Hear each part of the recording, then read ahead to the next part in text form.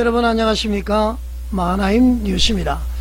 오늘도 포도원 교회와 김문은 목사 관련한 뉴스를 좀 말씀을 드리겠습니다. 어떤 분들은 제가 방송 댓글에서 말이죠, 다음 주부터 이제 고난주간이기 때문에 좀 쉬시면 어떻게 했느냐, 이제 원로 목사 추대까지 됐으니까 포도원 교회에다 맡기고 좀 지켜보면 어떻게 했느냐, 그런 분들이 계시는 것 같습니다. 그런데 일면 제가 이해는 되고 있습니다만은 하나님께서는 과연 이 사안을 어떻게 보고 계실까? 그리고 특별히 고난주간이 특별한 주간은 아니죠. 사실적으로 물론 기념적으로 보내기 위해서 예수님의 고난을 특별히 기억하기 위해서 이제 고난주간을 보낼 수는 있습니다만은, 우리 믿는 사람들은요, 날마다 자기 십자가를 져야 됩니다. 그러니까 365일 자체가 고난의 주간이다, 고난기간이다, 그렇게 봐야 되는 것 아니겠습니까? 그래야 올바로 살아갈 수가 있죠. 그리고 예배도 말이죠, 일주일에 한 번씩 선데이 크리스찬이라고 그러죠. 일주일에 한 번씩 주일 나가서 예배를 드리는 것이 아니라 우리 삶 자체가 예배가 돼야 됩니다. 하나님께 드리는 예배가 돼야 되죠. 365일. 그것을 좀 참고를 하시고요. 하나님께 맡겨야 되지 않느냐, 물론 이제 이해가 갑니다만은, 하나님께서는 신약시대는 사람을 통해서, 우주 만물을 통해서 하나님이 역사하신다는 것을 우리는 알아야 되겠습니다. 하나님께서 이 부족한 이 종에게 말씀을 넣어주시면은 선포를 하지 않을 수가 없습니다. 자, 그렇지만은 제 개인 감정, 어떤 개인 계산, 이것은 전혀 없다는 것을 여러분들에게 말씀을 드리겠습니다. 자, 여러분 익히 잘 아시겠지만은 김문은 목사 욕설 논란, 한국교회가 진짜 큰 충격을 받았습니다. 저도 말이죠, 엄청난 충격을 받았죠. 얼마나 충격을 받았으면은, 김문은 목사 너 맞아, 이런 취지의 제목으로 제가 첫 방송을 한 것 같습니다. 포동교회 성도님들 말이죠, 수십 명과 제가 대화를 주고받고 이메일 전화 통화를 해봤습니다. 그분들도 이구동성을 하는 얘기가, 우리 목사님이 욕을 하는 목사로 알고 있었지만은 이 정도일 줄은 몰랐다. 전도사님들이나 목사님들이 당하는 것을 보고 내가 너무 마음이 아프고 눈물을 흘렸다. 지금도 살이 떨린다. 이런 분들이 계셔요. 특히 제가 뭐라고 이야기하면 또 불이익을 받을까봐 얘기는 드리지 않겠습니다. 자, 여러분, 이 사건을 두고 말이죠, 많은 성도들이 좀 딜레마에 빠졌을 겁니다. 도대체 이 일을 어떻게 이해해야 되는가, 이런 질문을 던지고 있습니다. 과연 하나님은 살아계실까? 저렇게 스타 목사가 저렇게 욕을 하는데 저 사람은 하나님을 믿고 있을까? 여러분 다 그렇게 생각이 들지 않았습니까? 자, 그래서 우리 마하나임 뉴스에서는요, 시청자들을 상대로 설문조사를 한번 진행해 봤습니다. 지난번에도 잠깐 한번 말씀을 드렸던 것 같은데요, 내용은 이겁니다. 김문은 목사의 욕설을 볼 때에 그의 영적 상태를 어떻게 보십니까? 이렇게 이제 질문을 했습니다. 자, 우선 제가 이렇게 하는 것은 김문은 목사를 공격하기 위해서, 포동교회를 공격하기 위해서 하는 것 절대 아닙니다. 하나님이 살아계시는데 어떻게 우리 형제자매들을 공격을 하겠습니까? 권면, 깨우치기 위한, 그리고 계몽, 알 권리 충족, 올바른 정보 전달해서 교회가 건강하게 되도록 하기 위한 그러한 목적에서 방송을 하는 것이기 때문에 오해는 하지 말아 주시고요. 아주 귀한 말씀이기 때문에 여러분 끝까지 한번 들어보시기 바랍니다. 자, 지금까지 설문조사를 했는데요, 전체 참여 인원이 여러분 놀라지 마십시오. 8,800명입니다. 일주일 만에 7,400명이고요. 그리고 이제 한 일주일 만에 한 1,400명, 첫 일주일 7,400, 그 다음 일주일 1,400, 8,800명이 응답을 했습니다. 유튜브 커뮤니티 설문조사로 보면은요, 이 정도 참여한 것은 엄청난 높은 수치로 봐야 됩니다. 자, 여러분 결과 궁금하시죠? 결과 한번 보겠습니다. 자, 여러분 보시는 바와 같이 애초에 거듭나지 않았다가 첫 번째 선택지입니다. 8,800명 투표했고요, 62%가 나왔습니다. 그 다음에는 두 번째, 거듭났지만 타락했다가 33%입니다. 세 번째, 거듭났다 5%입니다. 자, 이 결과를 합치면 여러분 어떻습니까? 애초에 거듭나지 않았다, 거듭났지만 타락했다가 전체 95%입니다. 이 95%가 김문훈 목사에 대해서 부정적인 평가를 한 것이다. 그렇게 봐야 됩니다, 여러분. 자, 여러분, 이 결과는 말이죠, 단순한 그 호감도 조사가 아니에요. 왜냐하면 질문 그 자체가요, 김문훈 목사의 영적 상태에 대한 평가이기 때문에 그렇습니다. 어떤 분들은 뭐 장로가 어떻게 목사를 평가하느냐, 그렇지가 않습니다. 할 수가 있습니다. 우리 다 같은 형제자매이기 때문에 그렇습니다. 자, 김문훈 목사의 영적 상태에 대한 평가이기 때문에 놀라운 것이죠. 시청자들은요, 이 사건을요, 김문훈 목사의 단순한 실수 그리고 일시적인 감정 폭발로 보지 않았다는 겁니다. 김문훈 목사의 목사 자격과 신앙의 문제로 보고 있다는 것입니다. 결과가 그것을 말해주고 있습니다. 자, 그러면 여러분, 왜 이런 결과가 나왔을까요? 궁금하지 않습니까? 여기에는 아마 제가 봤을 때 몇 가지 이유가 있는 것 같습니다. 첫 번째, 욕설의 수위입니다. 일반적인 실수 수준을 넘죠. 이 욕설은 반복적이고요, 공격적인 언어가 사용되었다. 도끼로 대가리 찍어버린다. 죽을래 막 울고 있는데도 말이죠, 소리 지르고 말이죠, 이거 일반 시정 잡배들도 하지 않는 욕설인 것입니다. 그래서 이제 놀랍고요. 두 번째는 이 욕설의 주인공이 바로 목회자라는 직분 때문에 그렇습니다. 자, 회사에서 일반 직장 상사가 욕설을 하면은 그것은 직장 내의 갑질 문제를 볼 수가 있습니다. 자, 목회자, 성직, 구별된 무리 중에서도 가장 어떤된 무리가 목사 아닙니까?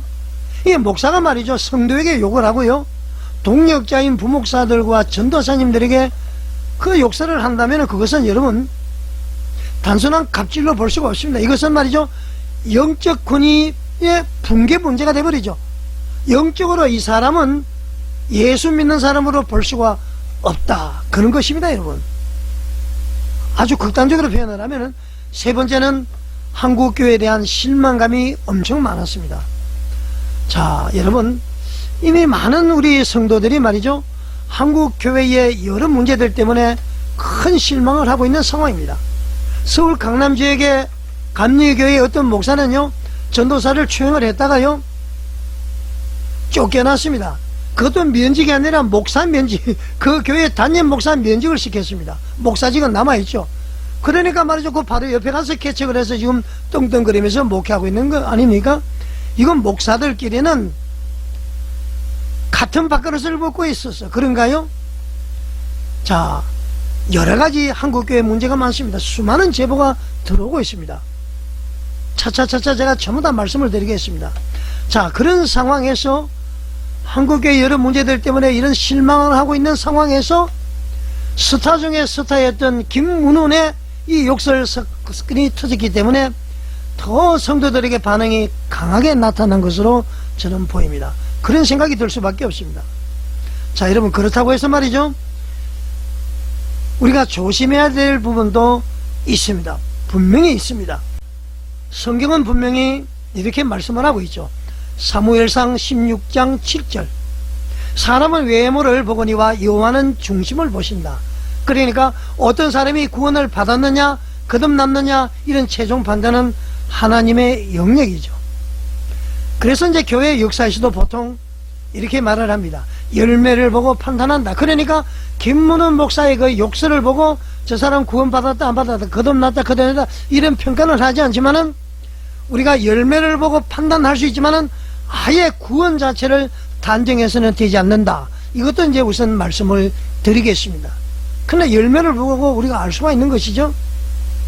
자, 그러면은 우리 스스로에게 던져야 될 질문은 바로 이것이죠. 자, 제가 말씀드려볼까요? 김문훈의 이 욕설 사건이 한국교회에 어떤 교훈을 주고 있을까? 이렇게 이제 술술 김문훈 목사가 잘 넘어간다면은 이제 원로 목사도 추도가 됐죠. 뭐 얘기를 들어보니까 미국에서 벌써 담임 목사가 결정됐다는 얘기를 하는 것 같습니다. 청빙위원회도 구성이 안 돼 있는데, 이게 사실이라면은 김문훈 목사가 완전히 지금 모든 것을 장악하고 있다는 것 아닙니까? 자, 어떤 교훈을 주고 있을까? 성경은 목회자에 대해서 아주 분명하게 말을 하고 있습니다. 이 욕설 문제에 대해서 말이죠, 우리는 큰 교훈을 가져야 되는데 베드로전서 5장 2절 이렇게 말씀하시죠. 목자는 더러운 이득을 위하여 하지 말고 양무리를 치라. 그리고 요한복음 10장에서도 예수님은 이렇게 말씀하셨죠. 선한 목자는 양을 위하여 목숨을 버린다. 그러니까 목회자의 기준은 말이죠, 권력도 아니에요, 명성도 아니에요, 교회 규모도 아니에요, 양을 어떻게 대하느냐, 그것입니다 여러분. 자, 이번 설문 결과는 단순히 한 목회자에 대한 평가가 아니에요 여러분. 이것은요, 한국교회 성도들이 목회자에게 무엇을 기대하고 있는지 보여주는 결과로 봐야 됩니다. 자, 성도들은요, 큰 교회를 원하지 않습니다. 화려한 설교 기술을 원하는 것도 아니에요. 성도들이 원하는 것은 성경적인 목자죠.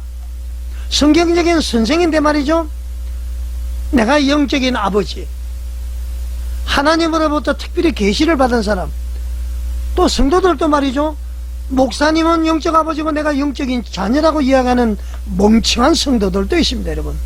그거 아니죠. 성경적인 목자가 뭐죠? 양을 사랑하는 목사, 양을 섬기는 목사, 양을 위해서 내 자신을 내어주는 목사, 이것이 성경적인 목자인 것입니다. 자 여러분, 이번 사건이 한 사람의 실패로 끝나는 사건이 돼서는 안 됩니다. 제가 볼 때는 실패로 끝날 것 같지 않아요. 지금까지 막 윗세 권세, 여러분 공동회에서 반대표 던진 사람을 지금 쫓아내고 있는 것 아닙니까? 특별히 이번 사건이 말이죠, 한국교회가 다시 목회의 본질을 돌아보는 그런 계기가 되기를 바라겠습니다. 자 여러분, 이 설문 결과를 어떻게 보십니까 여러분? 자 여러분, 에베소서 4장 22절 24절 아시죠?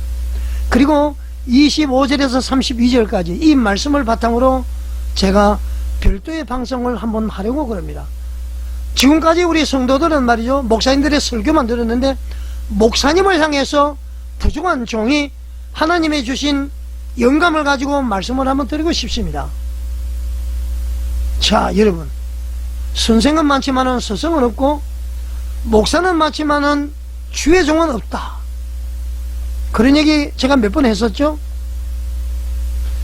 에베소서 4장 22절 24절 옛사람과 새사람에 관한 얘기죠. 여러분 잘 아시죠?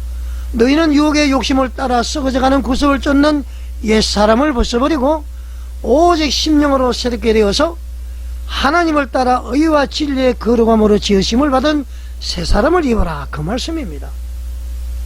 자, 김문훈 목사, 유혹의 욕심을 따라서 썩어져가는 구습을 쫓는 옛사람을 벗어버렸습니까?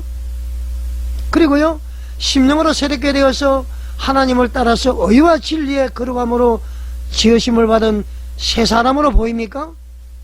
지금 김문훈 목사로 봤을 때는 새사람으로 보이지 않습니다.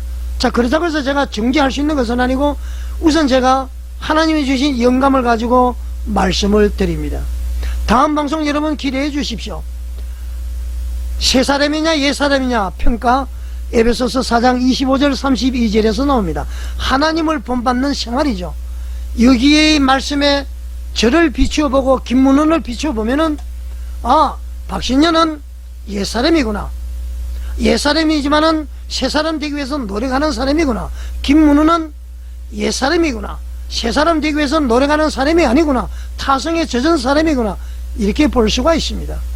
이것은 여러분 김문훈 목사에 대한만 잣대가 아니고요, 대한민국 25만 명 목사님들을 다 우리가 말씀의 거울에 비춰볼 수가 있습니다. 이 방송, 후속 방송 여러분 꼭 봐주십시오. 여러분의 목사님은 옛사람일까 새사람일까? 여러분 교회 목사님은 하나님을 본받는 생활을 하고 있을까 하고 있지 않을까? 여러분 한번 판단해 보시기 바랍니다. 주의 종은, 목사님은 하나님이 처리하시니까 성도들이 그러면 안 돼, 그 협박이고 거짓말이라고 그랬죠. 너희는 택하신 족속이요 왕같은 제사장이요 거룩한 나라요 그의 소유가 된 백성 잊지 마시기 바랍니다. 자, 여러분 시청해 주셔서 감사드립니다.